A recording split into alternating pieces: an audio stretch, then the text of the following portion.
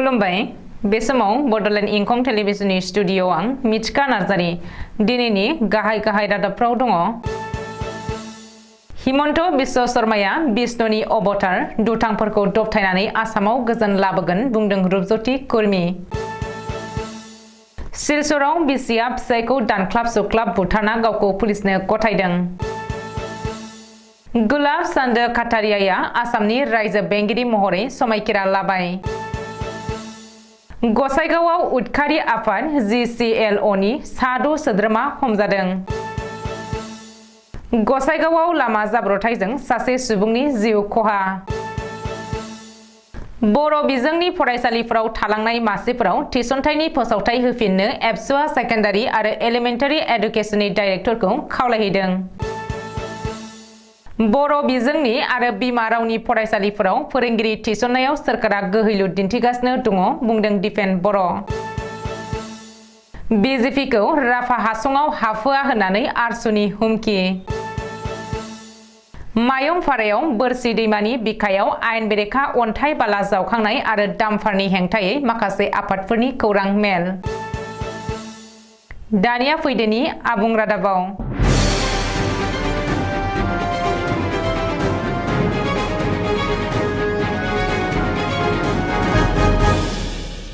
आसामनि गिबि मन्त्रि डक्टर हिमन्त बिश्व शर्माया भगवान विष्णुनि अवतार। बियो दुथांफोरखौ दबथायगोन आरो आसामाव गोजोन लाबोगोन। बे बाथ्राया जों बुंनाय नङा। बे बाथ्राखौ बुंदों मरियनीनि MLA रुपज्योति कुर्मीयासो। मिथिनो हानाय बायदिब्ला रुपज्योति कुर्मीया चराइदेउआव खुंनाय मोनसे हाबाफारियाव बाहागो लानानै गिबि मन्त्रि डक्टर हिमन्त बिश्व शर्माखौ भगवान विष्णुनि अवतार होननानै बुंदों। मख'नो गोनांदि रायजोआव ड्राग्सनि फालांगिया बेबायदि जादों होननानै रावबो सानाखैमोन। सोरखारा ड्राग्स फालांगिखौ दबथायनो आरो होबथानो जा खान्थि लादों बियो दुथांफोरखौ दबथायनाय। थांनाय बोसोराव मासेबो गान्दा सिखार जायाखै। दायगोनां हाबा मावनायाबो गैया जालांनाय लामायाव। आन्दलन सोमावसारनाय टायार सावनाय बायदि जाथाया आसामाव गैया जाबाय। गिबि मन्त्रि हिमन्त बिश्व शर्माया विष्णुनि अवतार लानानै फैनाय बायदि जादों होननानै रुपज्योति कुर्मीया बुंदों। रायजोआव आरोबाव सोमोनांथाव बुथारनाय जाथाय। बिसिनि आखायाव आरोबाव सासे सुबुङा जिउ गोमादों। गुवाहाटीनि डाबल मार्डार केसआ सुग्लायै समावनो बिसिनि आखायाव आरोबाव सासे फिसायनि जिउ गोमानाय जाथाया सोराङाव फैदों। सिलचरनि मेहेरपुर काबिउरायाव जादों बे बुथारनाय जाथाया।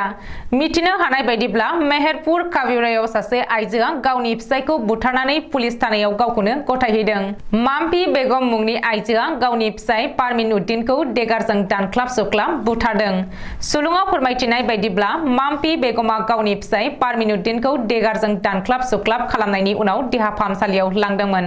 नाथाय देहा फाहामसालियाव सौहैनायनि सिगांनो लामा ससेयाव पारमिन उद्दिना जिउ नागारो। बेनि बागै जायगानि सुबुंफोरा फोरमायथिनाय बायदिब्ला बिसिया गुबुन हौवाजों गोसो थोलायनायखौ लानानै नखराव दान्थे बिदान्थे आरो नांज्लायनाय जादोंमोन आरो बेनो उनाव हिंसायारि महर लायो जेराव बिसिनि आखायाव फिसाया जिउ गारनाङो। गुलाब चन्द्र काटारियाया आसामनि रायजो बेंगिरि महरै समायखिरा लाबाय। गुवाहाटी नोगोरमायाव थानाय श्रीमन्त शंकरदेव कलाक्षेत्रआव खुंनाय मोनसे मेहेरगोनां हाबाफारियाव दिनै गुलाब चन्द्र काटारियाया आसामनि 37थि रायजो बेंगिरि महरै समायखिरा लादों। गुवाहाटी बिजिरसालिनि गाहाय बिजिरगिरि सन्दीप मेहताया गुलाब चन्द्र काटारियाखौ आसामनि 37थि रायजो बेंगिरि महरै समायखिरा लाहोदों। गुलाब चन्द्र काटारियाया दिनै आसामनि रायजो बेंगिरि महरै समायखिरा लानाय हाबाफारियाव गिबि मन्त्रि डक्टर हिमन्त बिश्व शर्मा, आसाम आयेन आफादनि बुंथिगिरि बिश्वजित दैमारी, आसाम सोरखारनि केबिनेट मन्थ्रिफोर, गोबांसा MP, DGP आरो आसाम सोरखारनि गोजौ थाखोनि अफिसारफोरा बाहागो लायो। मख'नो गोनांदि आसामनि बारग' रायजो बेंगिरि प्रफेसर जगदीश मुखीनि मावबुब्लिया थुंगिनायनि उनाव थांनाय 12 फेब्रुवारि खालि गुलाब चन्द्र काटारियाखौ आसामनि रायजो बेंगिरि महरै थिसननाय जादोंमोन। आसामनि रायजो बेंगिरि महरै थिसननायनि उनाव मैया आसामनि राजभवनाव हाबफैनाय काटारियाखौ मावख'गिरिफोर आरो राजभवननि मावख'गिरिफोरा दुंब्रुदै बरायनाय जायो। रिपर्ट बायदिब्ला गुलाब चन्द्र काटारियाया राजस्थान उदयपुरनि थागिरि आरो बिथाङा 2014-2018 मायथाइयाव राजस्थान सोरखारनि नखर मन्त्रि महरै गावनि सिबिथायखौ होबोदोंमोन। बिजेपिनि सासे गागि दैदेनगिरि महरै काटारियाया सेन्ट्रेल वार्किं कमिटिनिबो सासे सोद्रोमा। बावैसो सान सिगां रायजोआव गोदानै जोनोम मोननाय उदखारि आफाद ग्रेटार कच बिहार लिबारेशन अर्गानाइजेशन सुंद'यै GCLO नि सा 6 सोद्रोमाफोर हमजादों। कक्राझार जिल्लानि गसाइगाव महकुमानि सिङाव पुलिसा गोख्रों सन्दाननानै राजबंसि हारिनिफ्राय गोदानै जोनोम मोननाय उदखारि आफाद GCLO नि सा 6 केडारफोरखौ हमनो हादों। हमजानाय सा 6 उदखारिफोरखौ फारियै सन्जीव राय, गौतम राय, उत्तम राय, मनज राय, अभिजित राय आरो दिपेश राय होननानै पुलिसा सिनायथि होदों। मख'नो गोनांदि KLO नि गाहाय जीवन सिंहजों मिरु सोरखारनि सावरायनाया लुबैनाय बायदि फिथाय थायाब्ला हाथियार हमफिनगोन होननानै GCLO साननै सिगाङावनो भिडिअ जारि खालामनानै हुमखि होदोंमोन आरो आलादा कमतापुर रायजो दाबि खालामदोंमोन। नाथाय उदखारि आफादनिफ्राय भिडिअ रिलिज होनायनि साननै उनावनो गसाइगावआव सा 6 GCLO नि सोद्रोमाफोरखौ पुलिसा हमनो हादों। मख'नो गोनांदि जीवन सिंहआ गुबै लामायाव फैफिननानै सोरखारजों गोजोन सावरायनाया सोलिगासिनो थानाय समावनो आलादा कमतापुर रायजोनि दाबिखौ लानानै राजबंसि हारिनिफ्राय गुबुन मोनसे उदखारि आफादनि जोनोम जानाया आफां आसामनि सरासनस्रा रायजो राजाफोरजों लोगोसे पुलिस बिफानखौ साननो गोनां खालामदों। मानोना GCLO नि थाखाय आफां आसामनि फिन हिंसा हिंसि आरो थै बोहैफिननो हागौ होननानै सन्देह खालामनाय जादों। गसाइगावआव गिख्रंथाव लामा जाब्रथाय। बे लामा जाब्रथायाव सासे लाइमोना जाथायसालियावनो जिउ गोमादों। 31 नं राजा लामानि सापट ब्रिजआव जादों बे गिख्रंथाव जाब्रथाया। मिथिनो हानाय बायदिब्ला बाइकजों थांनाय सासे सुबुंखौ सिनायमोनि ट्राकआ सौख्लायनानै होख्रेमनानै गालांदों। बे जाथायाव हिर' एचिभार बाइकजों थांनाय सुबुङा जाथायसालियावनो जिउ गोमायो। जिउ गोमानाय सुबुंखौ गसाइगाव महकुमानि हागमा एबा थारायबारि गामिनि थागिरि सुरत मुसाहारि होननानै सिनायथिनो हादों। रिपर्ट बायदिब्ला सुरत मुसाहारिया जुलिनि खालार थि जाखाबायमोन। फैगौ मार्च दाननि 9 खालार खालि जुलिनि मन्दपआव जिरायगौमोन सुरत मुसाहारिया। नाथाय जुलिनि सिगांनो मोनसे गिख्रंथाव लामा जाब्रथायाव जिउ गोमाबाय सुरत नार्जारिया। रायजोनाङै बर' बिजोंनि फरायसालिफोराव लांदां जानानै थालांनाय मासिफोराव थिसनथाइ होनायनि थाखाय फोसावथाइ होफिननो थाखाय एबसुआ सेकेन्डारि एडुकेशननि डाइरेक्टर आरो एलिमेन्टारि एडुकेशननि डाइरेक्टरखौ खावलायहैदों। मख'नो गोनांदि आसाम सरकारा थांनाय 17 फेब्रुआरि खालि सेकेन्डारि एडुकेशन डाइरेक्टर आरो एलिमेन्टारि एडुकेशन डाइरेक्टरनि गेजेरजों 6 शेड्युलनि बाहेरायाव थानाय गुदि, गेजेर आरो गोजौ फरायसालिनि फरायसालिफोरनि रिटायार्ड आरो टेट पस्टनि लांदां जानानै थानाय फोरोंगिरि मासनि थाखाय आसाम नाङै थिसनथाइ फोसावथाइ होदोंमोन। बै फोसावथायाव गुबुन गुबुन बिजोंफोरनि लांदां जानानै थानाय मासिफोरा रोखायै नुजादोंमोनब्लाबो बर' बिजोंनिया धेमाजि आरो गवालपारा जिल्लानि बर' बिजोंनि फरायसालिफोराल' मख'जादोंमोन। बेखौनो दिनै मिरु एबसुनि लोगो गाहाय नेहाथारि दिनेश ब्रह्मनि दैदेननायाव सेकेन्डारि एडुकेशननि डाइरेक्टर ममता हजाई आरो एलिमेन्टारि एडुकेशननि डाइरेक्टर सुरन्जना सेनापतिखौ लोगो हमनानै आसाम नाङै बर' बिजोंनि फरायसालिफोरनि थालांनाय मासिफोराव गोदानै थिसनथाइ फोसाव बिलाइ होफिननो खावलायो। बे सावरायहोनायाव मिरु एबसुनिफ्राय बुंथिगिरि अबित नार्जारि, सोलोंथाइ नेहाथारि सोमावसार बसुमतारि आरो सुबुं फोनांजाब नेहाथारि सोमदोन ब्रह्मआ बाहागो लाहैयो। बाक्सा जिल्लानि बेन्दोंआव थानाय सुबनखाता दखरा दुलाराय बर' फरायसा आफादनि सनाथि मायथाइ फालिथाय आरो सुबनखाता गुदि बर' थुनलाइ आफादनि 51थि बोसोरसालिया जथुम्माया दिनै थुंगेबाय।